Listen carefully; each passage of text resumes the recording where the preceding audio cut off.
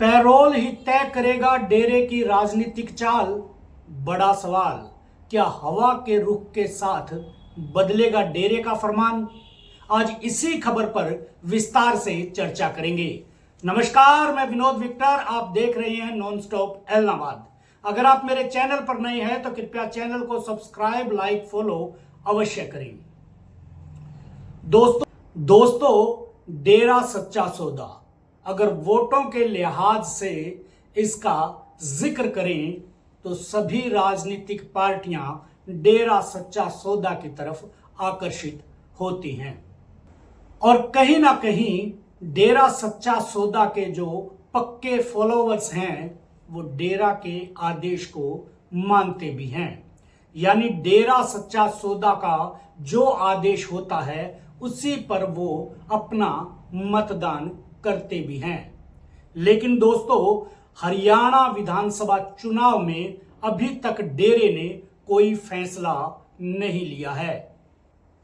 इसीलिए सभी राजनीतिक दलों और लोगों की निगाहें डेरा की तरफ लगी हुई है कि डेरा हरियाणा विधानसभा चुनाव को लेकर किस प्रत्याशी या किस पार्टी के पक्ष में अपना फरमान जारी करता है। दोस्तों, किसी जमाने में तो डेरा की राजनीति में तूती बोलती थी और डेरा के अंदर एक राजनीतिक विंग भी बना हुआ था जो बाबा की सलाह पर डेरा के जो राजनीतिक फैसले हैं वो लेता था। कहीं ना कहीं पंजाब, हरियाणा, राजस्थान या देश में भी लोकसभा के चुनाव होते तो डेरा में चहल पहल बढ़ जाती थी और कहीं ना कहीं नेता डेरा का रुख करते थे। हर छोटा बड़ा नेता डेरा में बाबा जी का आशीर्वाद लेने के लिए चले आते थे और कहीं ना कहीं अपने पक्ष में वोटों की अपील करते थे।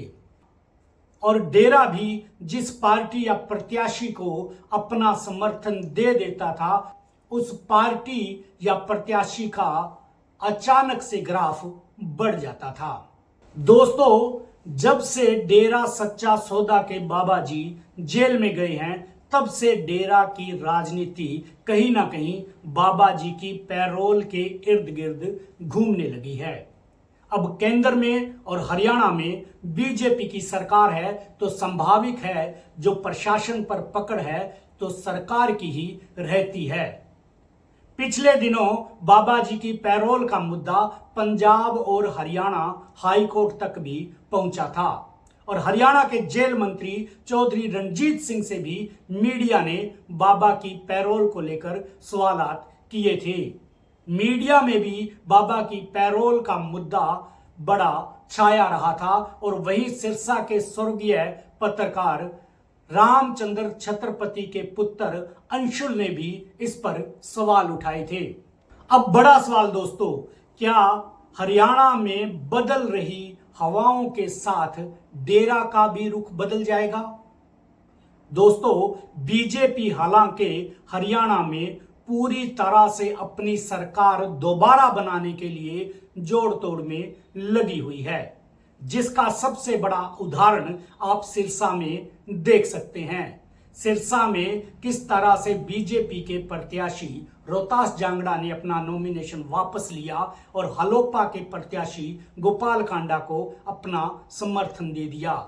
ये अलग बात है कि गोपाल कांडा ने उनका समर्थन एक्सेप्ट नहीं किया क्योंकि वो कहीं ना कहीं इनेलो और बसपा के मोह में ज्यादा नजर आ रहे हैं।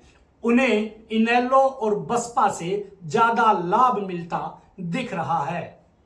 अब देखना दिलचस्प होगा दोस्तों कि डेरा सच्चा सौदा प्रदेश में बदल रही हवाओं के साथ जाएगा या पूर्व की तरह बीजेपी के साथ ही जाएगा।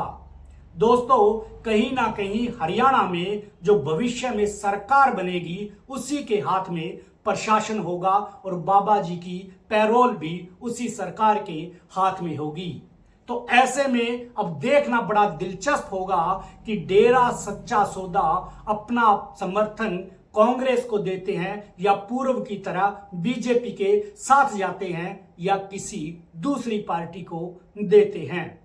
इसी पर सभी राजनीतिक दलों और प्रदेश के लोगों की निगाहें बनी हुई है। आज की खबर में इतना ही, फिर मिलेंगे किसी और खबर के साथ। तब तक के लिए नमस्कार।